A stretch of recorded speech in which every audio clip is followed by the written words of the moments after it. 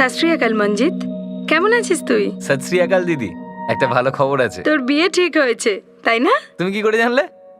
একদম ঠিক গেস করেছো। আরে বাহ, কে সেই লাকি মেয়েটা, কি নাম? গুরপ্রীত নাম, এই পাশেরই রমতানগরে থাকে। খুব ভালো কথা, আমার শুভেচ্ছা রইল। অগস্টে ডেট পেয়েছি দিদি, পুরো 3 মাস আগে জানিয়ে রাখলাম তোমাকে আর জামাইবাবুকে। আমি ওকে এক্ষুনি গুড নিউজ দিচ্ছি মঞ্জিত, কিন্তু তুই তো জানিস ভাই যে ও রেস্টুরেন্টকে 1 মিনিটও চোখের আড়াল করতে চায় না, আর আমি তো ওকে এই প্যারিসে একা ছাড়তে পারি না। দিদি আমি কিছু জানি না, 7 বছর হয়ে গেছে তোমার মুখটা দেখিনি। এখানে আমার কে আছে বলো তো? এবার যদি তোমরাও না আসো তাহলে সত্যি আমার ভালো লাগবে না, সত্যি বলছি। ওহো, এখন ইমোশনাল ট্রিক করিস না, পুরো চেষ্টা করবো আসার। কথা দিচ্ছ তো? হ্যাঁ হ্যাঁ, কথা দিচ্ছি। বাবা, বাবা দিদি সেই একই কথা বলছে, বলছে যে জামাইবাবু রেস্টুরেন্টটা একা ছাড়তেই পারবে না, আর দিদি জামাইবাবুকে প্যারিসে একা ছাড়তে পারবে না। এবার তুমিই বলো, দিদিকে ছাড়া কি করে হবে সব? তুই চিন্তা করিস না, আমি নরেন্দ্রবাবুর সাথে ফোন করে কথা বলে নিচ্ছি। ওনাকে আর তোর দিদিকে আসতেই হবে। আরে ঘরে তো বিয়ে হচ্ছে রে বাবা। আর না মা, হারপ্রীত সোনা, পরোটা সবসময় 2টো খেতে হয়, ঠিক আছে? ভাই, তোমার ভাইয়ের বিয়ে, তো তুমি যাও। হ্যাঁ আমি তো যাচ্ছি, কিন্তু আমি একা যাব না। আমিও যাব ইন্ডিয়া। অগস্টে বিয়ে সোনা, আর তুমি তো তোমার স্কুল মিস করতে পারবে না। আর রেস্টুরেন্ট আমি মিস করতে পারবো না, তুমি ভালো করে জানো। আর তাছাড়া তোমার কথাটা একেবারে ঠিক, হারপ্রীতেরও স্কুল আছে, সেই জন্যই বলছি তুমি যাও। মেয়ে আর বাবা আমরা ঠিক ম্যানেজ করে নেব। কি হারপ্রীত মা, ঠিক আছে না? দেখো, এত তর্ক করে কোনো লাভ নেই, আমরা যাব আর একসাথে যাব, আমি একা তো যাব না। নরেন্দ্রবাবু 7 বছর হয়ে গেছে, না মেয়ের মুখ দেখেছি না নাতনির। আর আমার মেয়ে আপনাকে ছেড়ে একা এখানে কিছুতেই আসবে না। লাকবীর বাবু, আমি পুরো চেষ্টা করব। না ওই চেষ্টা ফেষ্টা নয়, আপনাকে এখানে আসতেই হবে। আপনি খালি এটাই ঠিক করুন যে কতদিনের জন্য আসছেন। আর আপনার শালা জেদ ধরেছে আমি জামাইবাবু আর দিদিকে ছাড়া বিয়েই করব না। এটা এত সহজ নয় লাকবীর বাবু, রেস্টুরেন্টের বিজনেস তো আপনি জানেন কেমন, একটুও সরতে পারি না কাউন্টার আর কিচেন থেকে, তবু আমি ট্রাই করব। ওই ট্রাই আর চেষ্টা তো একই কথা হলো না। নরেন্দ্রবাবু, আমরা দুজন একই বয়সী, আমি আপনাকে জ্ঞান দেবো এটা মোটেই ভালো দেখায় না। আর জীবনে সময়টা অনেক কিছু, টাকাটা বড় নয়। আচ্ছা ঠিক আছে লাকবীর বাবু, আমি আমি ডিসাইড করে আপনাকে জানাচ্ছি, ঠিক আছে? শাস্ত্রী আকাল।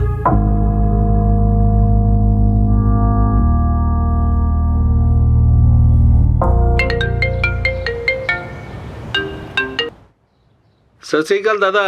শাস্ত্রী আকাল সরবজিৎ ভাই, শোন, আগস্টে না আমি আর তোর বৌদি ইন্ডিয়া যেতে চাই 2 সপ্তাহের জন্য। এখন প্রবলেম হচ্ছে হারপ্রীতের স্কুল আছে, ও কি তোর কাছে থাকতে পারবে? কামান ভাই, এটা কি জিজ্ঞেস করবার কথা হলো? আরে আরে ভাই, আমাদের দুজনার কাছে ও তো মেয়ের মতোই, তুমি একদম কোনো টেনশন করো না। তাছাড়া এতদিন পরে তোমরা প্ল্যান করেছো ওখানে যাবে বলে। আরে ওই সদবন্তের ভাই আছে না, ছোট মঞ্জিত, বিয়ে আছে ওর। তাহলে তো তোমার যাওয়াটা একদম ফিক্স। আচ্ছা ভাই, তুই শিওর তো হারপ্রীতের ব্যাপারটায়? আরে দেখো নরেন্দ্র দাদা, তুমি কিন্তু আমায় খুব দুঃখ দিলে এটা জিজ্ঞেস করে। আরে নিজের ভাইকে কেউ এইসব কথা বলে? আরে জিজ্ঞাসা তো করতে হবে, নিজের শান্তির জন্য না হয়।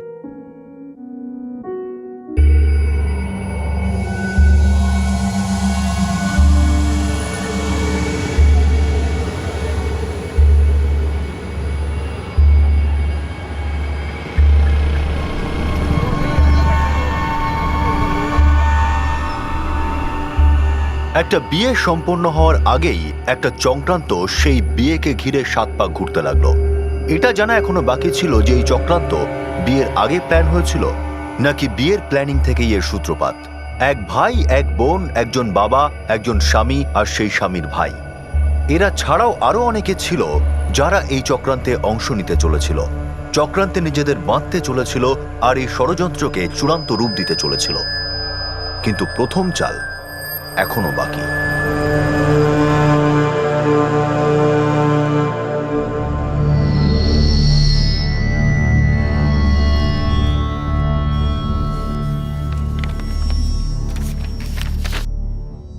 এটা কি? হ্যাঁ, তুমি সবসময় নিজের মতেই চলবে, তাই তো? আরে না না সদবন্ত, দেখো 2রা অগস্ট তুমি যাবে, ঠিক আছে?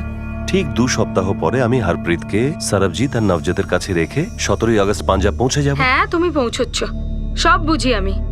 আমাকে আগে পাঠিয়ে দেবে আর কোনো অজুহাত দেখিয়ে নিজে আর আসবে না। আর আমি ওখানে একলাই থেকে যাব, যেটা আমি একদম চাই না। আর এটা আমিও একদম চাই না। দেখো, আমি রেস্টুরেন্ট ম্যানেজ করার জন্য ববিকে তৈরি করে নিয়েছি। 29 তারিখে বিয়ে আর 30 তারিখে আমাদের রিটার্ন টিকিট। ততক্ষণও সামলে নেবে। এবার তুমিও একটু বোঝো। আরে বোঝার চেষ্টা করো না সোনা, প্লিজ। আমরা 30 অগস্টে ফিরে আসবো। আমি তোমাদের দুজনকে খুব মিস করবো মাম্মা। আমরা না ইন্ডিয়া থেকে রোজ ফোন করব। আর এমনিতেও তুমি তো তোমার কাকা কাকিমার কাছে থাকছো। তুমি লেটার লিখে দিলে স্কুলে সবাই রাজি হয়ে যাবে। আমি আমার সমস্ত ক্লাস ওয়ার্ক ইন্ডিয়ায় বসে করে নেব। কিন্তু প্লিজ আমি ইন্ডিয়া যাবো মাম্মা। যদি সম্ভব হতো তাহলে অবশ্যই নিয়ে যেতাম।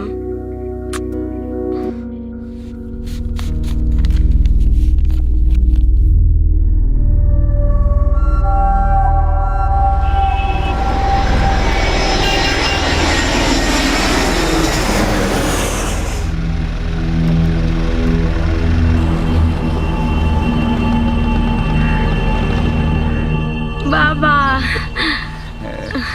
দিদি যদি না আসতো না, আমি তাহলে বিয়েটাই করতাম না। গোটা রাস্তাটা না গুরপ্রীতের কথা বলতে বলতে এলো আর বলছে যে দিদি না এলে বিয়েই করতাম না। ওরে মা, তুই আসাতে না আমার বুকটা একেবারে ভরে গেল রে।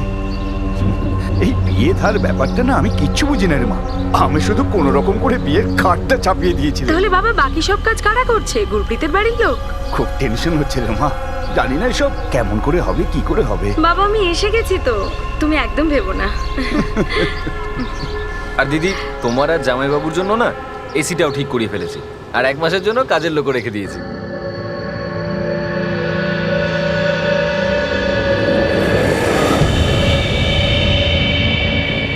নমস্কার দিদি। নাম কি তোর? নিম্ন। নিমো, তুই জানিস তো এখন কিন্তু বিয়ে বাড়ির সময়। হাজার একটা কাজ থাকবে আর তোকে অনেকক্ষণ থাকতে হবে। এটা কিন্তু হবে না যে এলি আর আধ ঘন্টায় সব কাজ করে চলে গেলি। সাহেব আমায় বলেছেন আমি চলে আসব, কিন্তু আমি কাল থেকে আসবো দিদি। আজকে অন্য বাড়িগুলোর কাজ শেষ করতে হবে। তাহলে আমি যাই? হ্যাঁ যা, কিন্তু সন্ধেবেলা অবশ্যই আসিস। নিশ্চয়ই দিদি। নমস্কার।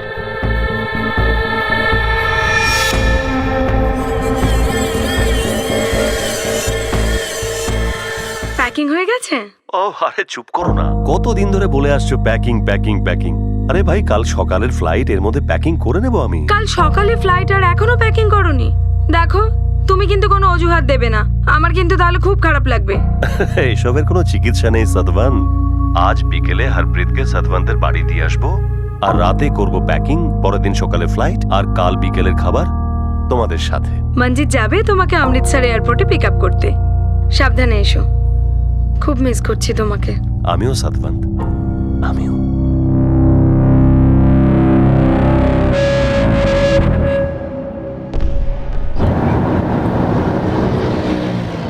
হরপ্রীত মা, তুমি যদি এরকম মুখ করে থাকো আমি কিভাবে যাব বলো? কিন্তু আমি স্যাড বাবা। মাম্মাকে তো এমনিতেই মিস করছি, এবার তোমাকেও মিস করব। আমিও সোনা, আমিও। দেখো মা, কয়েকটা দিনের মাত্র ব্যাপার। 30শে অগস্ট আমাদের রিটার্ন টিকিট, তারপর আমরা সোজা প্যারিস তোমার কাছে। কিন্তু বাবা 30 অগস্ট তো এখনো 2 উইকস বাকি আছে। আরে মা, 2 সপ্তাহ তেমন আর কি। 2 সপ্তাহ তো 2 দিনে চলে যায়। 1 2 2।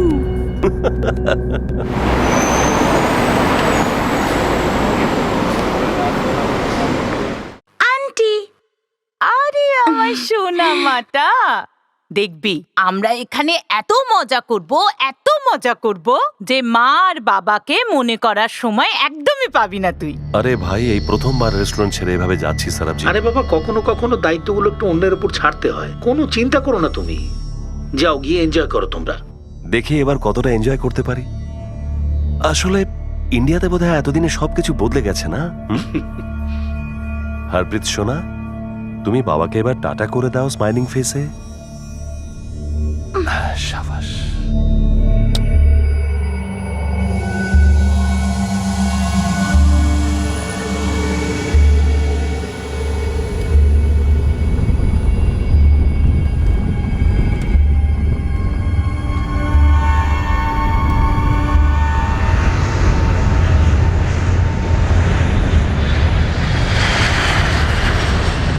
নরেন্দ্র তার স্ত্রী সতবন্তকে যে কথা দিয়েছিল তা সে পালন করল।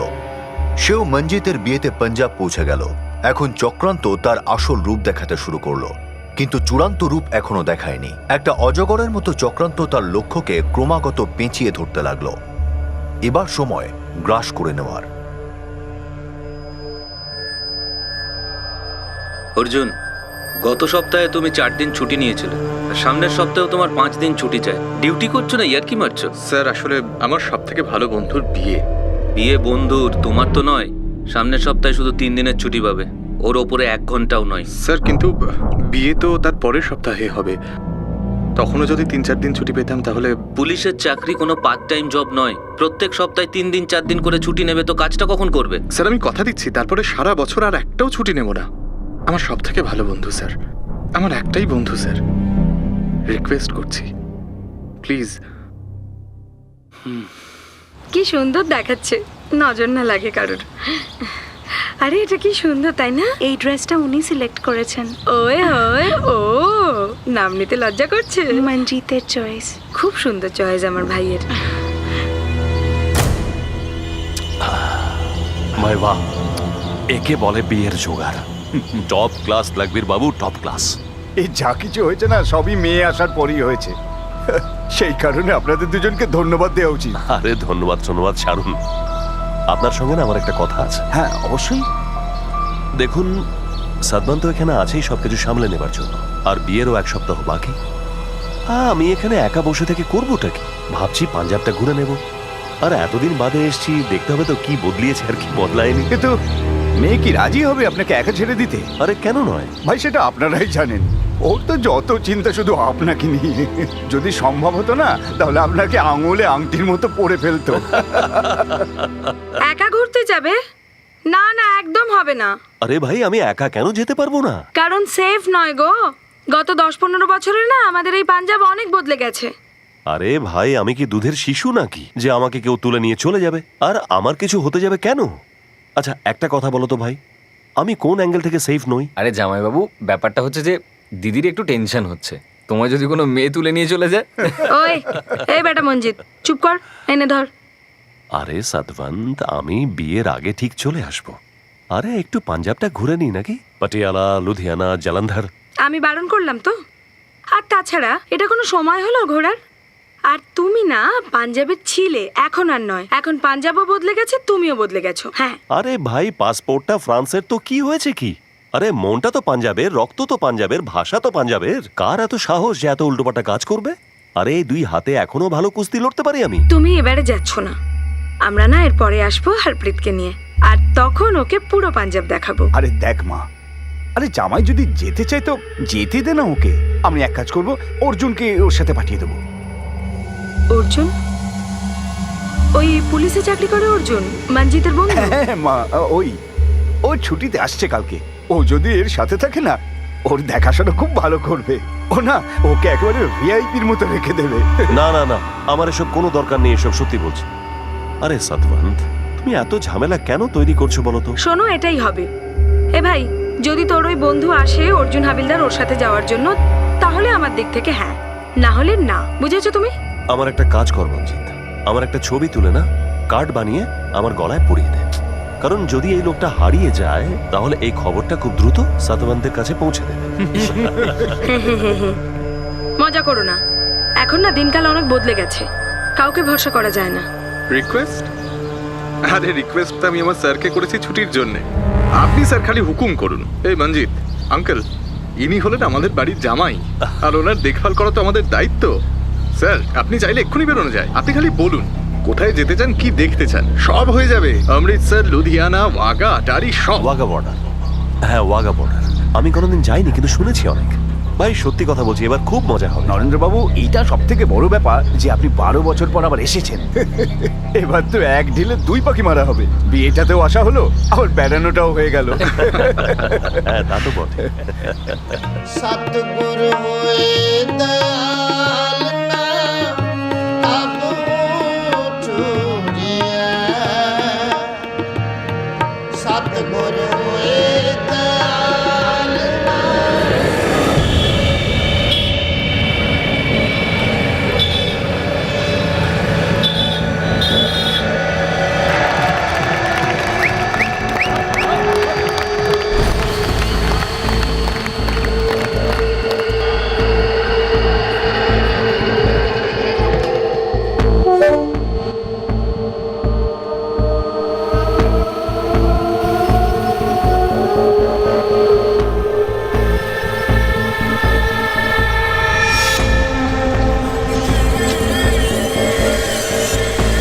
সবকিছু একদম ঠিক আছে দাদা।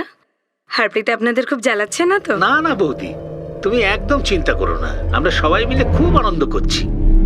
আচ্ছা বৌদি, এটা বলো তো, নরেন্দ্র দাদা ওখানে কি করছে? তুমি বিশ্বাসই করবে না, ও এখানে নেই। নেই মানে?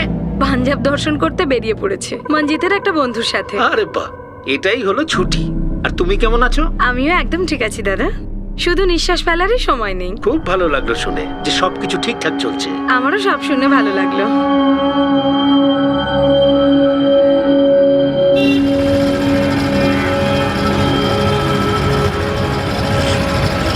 সাতবান্ত, একটা কথা বলি, খুব এনজয় করছি আমি অর্জুনের সঙ্গে।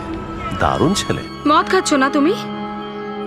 দেখো, তুমি তো জানো যে 3 দিন বাদে বাড়িতে বিয়ে। আরে না না, আমি কোথায় ড্রিঙ্ক করছি? আরে বাবা, কালকে তো রিটার্ন করছি। অনেক ঘুরেছি, অনেক কিছু দেখেও নিয়েছি। ভাই, কালকে যে আসল কাজটা আছে না, শালা বাবুর বিয়েটা, ওটা আমি কি করে ভুলবো ডার্লিং? দেখো, তুমি আমাকে মিথ্যে বলো না। তুমি মদ খাচ্ছ, আমি এখান থেকে গন্ধ পাচ্ছি। আর এক বিন্দুও খাবে না হারপ্রীতের দিব্যি। আরে সাতবান, এরকম দিব্যি টিব্বি দিও না, তাও আবার হারপ্রীতের নামে। আচ্ছা এটা বলো, হারপ্রীত কেমন আছে? আমি এক্ষুনি ফোন করছি ওকে। খবরদার, তুমি একদমই এই অবস্থায় আমার মেয়েকে ফোন করবে না। তুমি কাল ঠিক করে এসো, আমি ফোন রাখছি। Love you darling. হ্যাঁ হ্যাঁ, জানি তোমার লাভ ইউ টাভ ইউ। এসো তাড়াতাড়ি।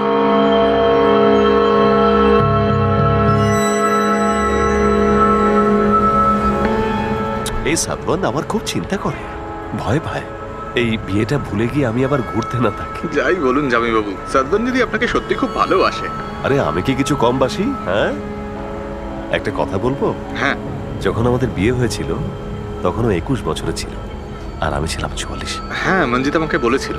বুঝলে, মাঝে মাঝে খুব অবাক লাগে, ও এত সুন্দরী যুবতী আর আমি। হ্যাঁ, এরকম কথা বলবেন না। ছেলেদের যৌবনের কি কোনো এক্সপায়ারি ডেট হয় নাকি? আরে ছাড়ো তো এসব কথা কি আর বলার মতো? ইয়াং ম্যান, সব কিছুরই একটা এক্সপায়ারি ডেট থাকে। চলো শেষ করো, কাল আমরা ফিরে যাব মন্তারপুর। যে কাজ করতে এসছি না, আসল কাজ, ভাই ওটা তো করতেই হবে। সে তো ঠিকই। চক্রান্তের পরিকল্পনাকে রূপ দেওয়ার সময় শেষ পর্যন্ত এসে গেছে। এমনভাবে কাজ সম্পন্ন করতে হবে যাতে এক বিন্দুও কারো সন্দেহ না হয়। 3 দিন পর বাড়িতে বিয়ে জেনেও চক্রান্তের প্ল্যান একই রকম রয়ে গেল। সবকিছু এক ভয়ঙ্কর প্ল্যান অনুযায়ী চলছিল।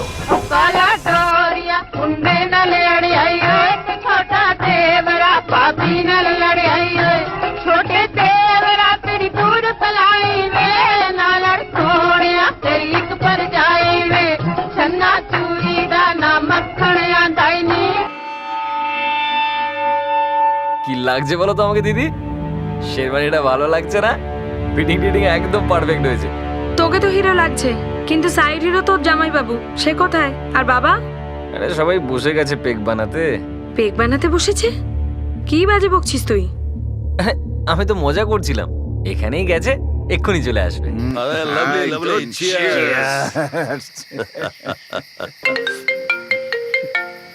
ও হো, হোম মিনিস্টারের ফোন এসছে আবার। এই যে স্যার, আপনি ফোন ধরুন। আরে আমি না, আমি মিয়া বিবির ব্যাপারে ঢুকবোই না। ঘরে আমি কিছু উল্টো পাল্টা বললাম না তো? আমার কথাটা শুনুন, ফোনটা ধরে নিন, আরাম করে কথা বলুন, নাহলে সাদবান দিদি তো এখানে চলে আসবে। ছেড়ে দে ভাই, এই প্রশ্নের উত্তর দিতে গেলে আমার নেশাটাই চলে যাবে। একটা কাজ করি, আগে কিছু খেয়ে নি, তারপর রাতে আরেকটা বোতল খুলবো।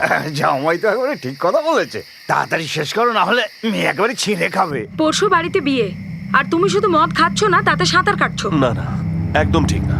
জিজ্ঞাসা করো অর্জুনকে, নিজের বাবাকে জিজ্ঞাসা করো। ভাই, এক পেগের উপর আমরা তো যাইনি, আপনি বলুন।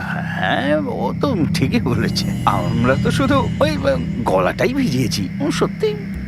এই অর্জুনের ক্লাস তো আমি পরে নেব, কিন্তু বাবা, তুমি কেন এই মাতালগুলোকে সঙ্গ দিচ্ছ? তুমি জানো না যে আমি প্যারিসে ওকে এক বিন্দুও চাকতে দিই না? দিদি সত্যি, দুটো 30 বানিয়েছিলাম, সেটাকে কেউ পেক বলে না। চুপ কর অর্জুন, সবাই মিলে তোরা খুব মদ খাচ্ছিস। আর তোর কোনো বুদ্ধিশুদ্ধি আছে কিনা? কে দিয়েছে তোকে পুলিশের চাকরি? এর শরীর দেখ, এর বয়স দেখ, এই বয়সে এসব কেউ করে নাকি? হ্যাঁ, জানি না কি সব করে বেড়াচ্ছ তোমরা।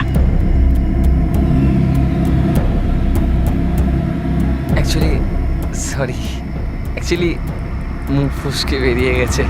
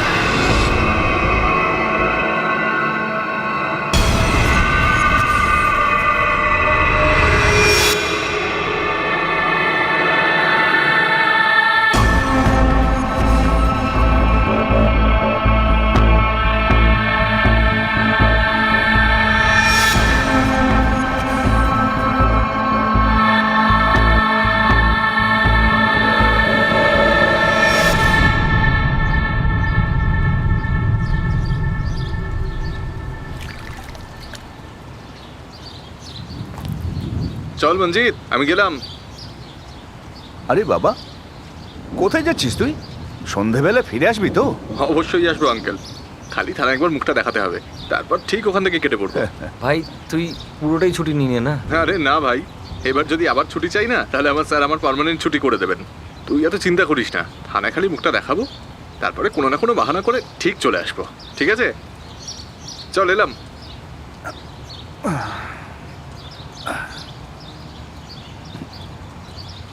আমার বাচ্চা ছেলেটা, তুইও বিয়ে করে ফেলছিস, বড় হয়ে গেছিস তুই না, মানুষ হয়ে গেলি।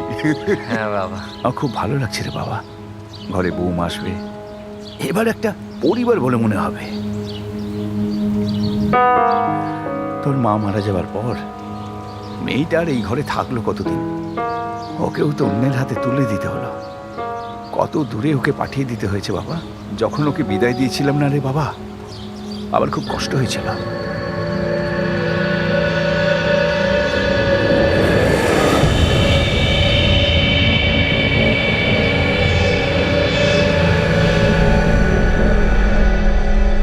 চা হয়েছে নিমো?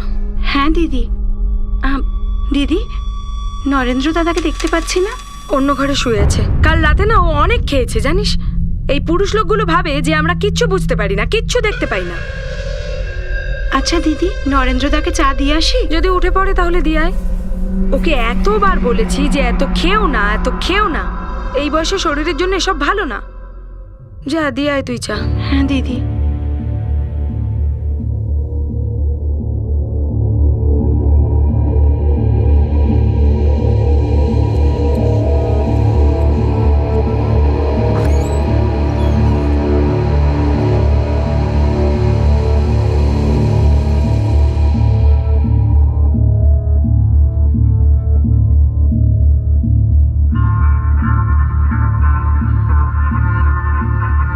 নিমো, নিমো। হ্যাঁ দিদি। নিমো, তুমি জানো তোমার দাদা কোথায়?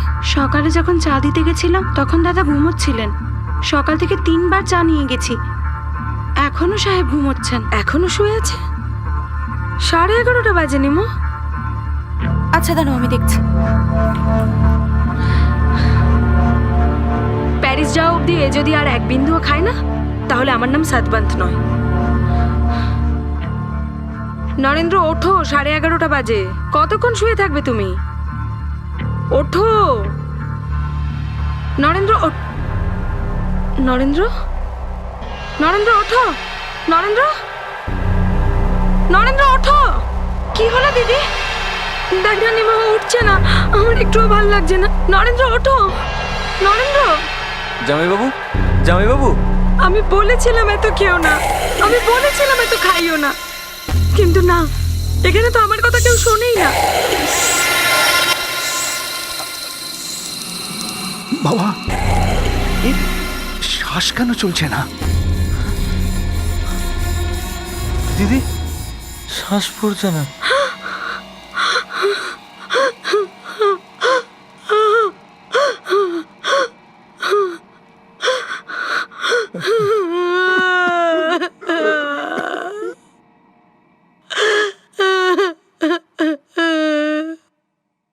কি ছিল এই চক্রান্ত? এই চক্রান্তের উদ্দেশ্য কি ছিল? কে প্ল্যান করেছিল আর কিভাবে তার রূপ দেওয়া হলো? এই নাটকের খুনের প্রথম ভাগই ঘটেছিল, দ্বিতীয় ভাগ এখনো বাকি। আর এই রঙ্গমঞ্চে সন্দেহের সব অবকাশে পর্দা। ওয়েলকাম টু বিটেন world. How may I assist you? নতুন ফ্ল্যাটের জন্য একটা স্ট্যান্ড ফ্যান আর কুলার নেব। এই পচা গরম থেকে একটু স্বস্তি চাই। বাজার চলতে সব ব্র্যান্ড আর ভরসাযোগ্য নয়। তার জন্য তো আমাদের ফ্যান আছে, all purpose bullet table fan, ceiling fan. আমাদের সিলিং ফ্যান কিন্তু 30 মাসের ওয়ারেন্টি সহ পাওয়া যায়। আছে ফারাটা 2 বছরের ওয়ারেন্টি, 17 থেকে 20 মিটার এয়ার ফ্লো। মধ্যবিত্তের সাধ্যের মধ্যে একমাত্র ভরসাযোগ্য ব্র্যান্ড বিটেন। আমাদের কুলারের কিন্তু অনেক range, 45 litres, 50 litres, 70 litres, 90 litres, 110 litres. Honeycomb সহযোগে বিটেনের সব কুলারের ওয়ারেন্টি 1 বছর। চেনা হাওয়ায় অচেনা অনুভূতির জন্য একমাত্র আদর্শ বিটেন। গরমে স্বস্তি পেতে বিটেনের ফ্যান হোক বা কুলার, আজই আনুন বাড়িতে। Beaten, digitally yours.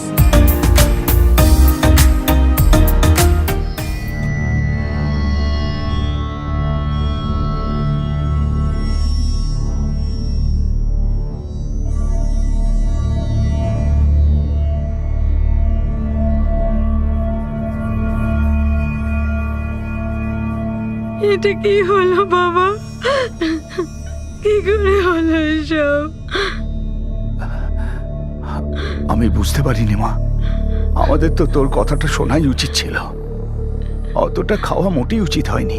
বাবা, কাল বিয়ে আছে, যেটা আর হবে না।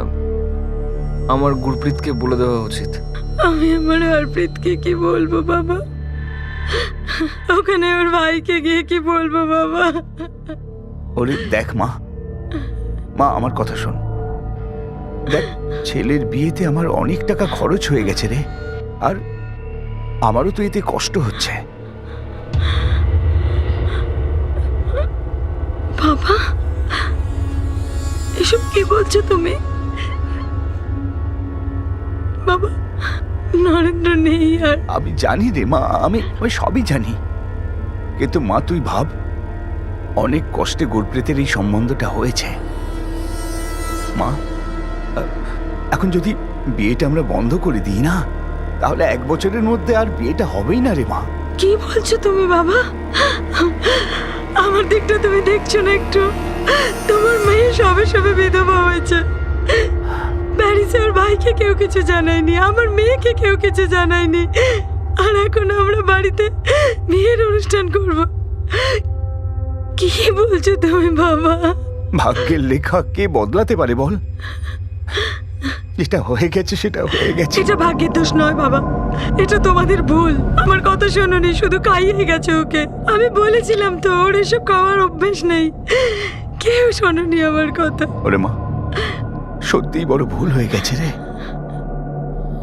দিদি, এবার জামাইবাবুর অন্তিম সংস্কারটা করতে হবে তো। বাবা মঞ্জিত, তুমি অর্জুনকে ফোন করো, ও নিশ্চয়ই বলতে পারবে কি করতে হবে আর কেমন করে করতে হবে। দেখুন আঙ্কেল, আমি আর কি বলবো, আমি তো কিছু বুঝতেই পারছি না। বাবা, যা হয়ে গেছে আর কি করব। জামাইয়ের মদটা সহ্য হয়নি বাবা, ওর শরীরটা নিতে পারেনি। অর্জুন, এবার তুই বল, গুরপ্রীতের বাড়ির লোকজনকে জানানো উচিত নাকি না? তুই এইসব কি বলছিস? না বলে তো এসব লুকোনো যাবে না। আমার তো মনে হয়েছে যা কিছু হয়েছে সব পরিষ্কার বলা উচিত, কিন্তু আমি এটা বলবো যে বিয়েটা যেন বন্ধ না হয়। কিন্তু বাবা, আমার দিদি। ও কিছুতেই মানবে না রে বাবা। রাজি তো করাতেই হবে আঙ্কেল। আমরা বরং তাড়াতাড়ি জামাইবাবুর অন্তিম সংস্কারটা করে ফেলি, তারপর সাদবান দিদি সহজেই প্যারিসের জন্য রওনা ও হতে পারেন। রাজি হবে না রে বাবা, ও কিছুতেই রাজি হবে না। আর ওর মানসিক অবস্থা এমন নয় যে ও ঠান্ডা মাথায় সবকিছু ভাবতে পারবে।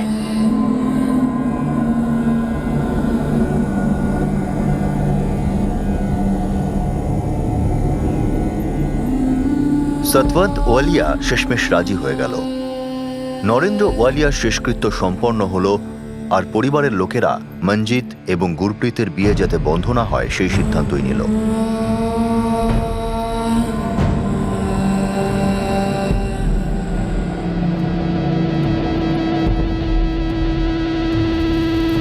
নরেন্দ্র ওয়ালিয়ার মৃতদেহ আগুনে ভস্মীভূত হয়ে গেল।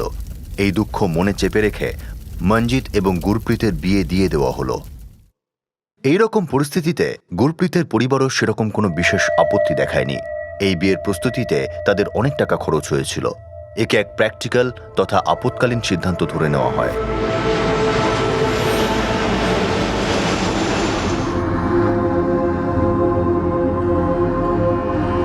ভেঙে পড়া সতবন্ত ওয়ালিয়া এবার তার মেয়ে হরপ্রীত এবং দেওর শরবজিতের মুখোমুখি কিভাবে দাঁড়াবে? এসব কি যাতা বলছো? মা, বাবা কোথায়? বাবা কেন এলো না তোমার সাথে? নরেন্দ্র তার 3 দিন আগে মারা গেছে, 3 দিন আগে। আর এই কথা তুমি আমায় এখন বলছো? আরে সতবন্ত, এই কথাটা আগে না বলার কোনো কারণ ছিল কি? না গো, আমি জানি না এসব কি হলো, কি করে হলো। বাবা বলল যে বিয়ের জন্য অনেক খরচা হয়ে গেছে, বিয়েটা আটকানো যাবে না। মাম্মা, আমার বাবাকে চাই, তুমি প্লিজ বাবাকে ডাকো না মাম্মা, প্লিজ মাম্মা। আচ্ছা শোনো, এটাও তো হতে পারে যে নরেন্দ্র দাদা ওভার ড্রিঙ্ক করে ফেলেছিল, আর হার্ট অ্যাটাক হয়ে গেছে। হ্যাঁ, এই কথাটা আমাদের যতই ভুল বলে মনে হোক, বিয়েটা যাতে না আটকায় ওদের এই চাওয়াটা, এটাও তো ভুল ছিল না, না? কিন্তু আমাদের না জানানোটা একদম ঠিক হয়নি। খুব অন্যায় করেছে, খুব বড় অন্যায়। কিন্তু যদি প্র্যাকটিক্যালি ভাবা যায়, যদি আমাদের জানিয়ে দিত, তাহলে কি আমরা শেষ দেখাটা দেখতে পারতাম দাদাকে? আর বিয়েটা তো তার পরদিনই ছিল না, ওরা আমাদের পৌঁছানো পর্যন্ত অপেক্ষা করতে পারতো না। সেটা তো ঠিক আছে, কিন্তু জানি না কিছু। কিন্তু দেখো, এবার আমাদের ভবিষ্যৎ ভাবতে হবে, বৌদি আর মেয়েটার খেয়াল রাখতে হবে। ওদের এখন দেখভাল করাটা খুব দরকার। ওয়েলকাম টু বিটেন world. How may I assist you? নতুন ফ্ল্যাটের জন্য একটা স্ট্যান্ড ফ্যান আর কুলার নেব। এই পচা গরম থেকে একটু স্বস্তি চাই। বাজার চলতে সব ব্র্যান্ড আর ভরসাযোগ্য নয়। তার জন্য তো আমাদের ফ্যান আছে, all purpose bullet table fan, ceiling fan. আমাদের সিলিং ফ্যান কিন্তু 30 মাসের ওয়ারেন্টি সহ পাওয়া যায়। আছে ফারাটা 2 বছরের ওয়ারেন্টি, 17 থেকে 20 মিটার এয়ার ফ্লো। মধ্যবিত্তের সাধ্যের মধ্যে একমাত্র ভরসাযোগ্য ব্র্যান্ড বিটেন। আমাদের কুলারের কিন্তু অনেক range, 45 litres, 50 litres, 70 litres, 90 litres, 110 litres. Honeycomb সহযোগে বিটেনের সব কুলারের ওয়ারেন্টি 1 বছর। চেনা হাওয়ায় অচেনা অনুভূতির জন্য একমাত্র আদর্শ বিটেন। গরমে স্বস্তি পেতে বিটেনের ফ্যান হোক বা কুলার, আজই আনুন বাড়িতে। Beaten, digitally yours. এবার আমাদের ভবিষ্যৎ ভাবতে হবে, বৌদি আর মেয়েটার খেয়াল রাখতে হবে। ওদের এখন দেখভাল করাটা খুব দরকার।